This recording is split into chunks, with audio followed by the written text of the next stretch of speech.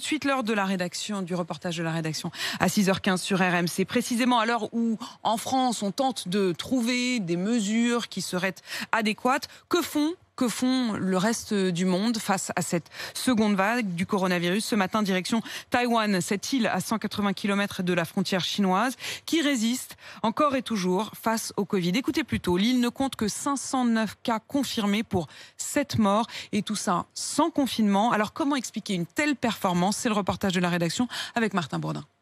Elle a beau vivre à 180 km seulement de la Chine, car Lyle, une Française expatriée à Taïwan depuis un an, ne s'est jamais vraiment inquiétée pour sa santé, rassurée par les mesures rapides adoptées par les autorités taïwanaises. Il y a eu vraiment des mesures de précaution qui ont été prises dès le début. Ils utilisent en fait les portables des gens qui sont en quatorzaine et tout, ils savoir quelles ont été les personnes qui sont rentrées en contact avec eux. L'objectif du gouvernement taïwanais depuis le début de l'année, c'est d'éviter que le virus ne rentre sur l'île, détaille François Wu, l'ambassadeur de Taïwan en France. On savait qui entrait parce que chaque personne devait être identifiée.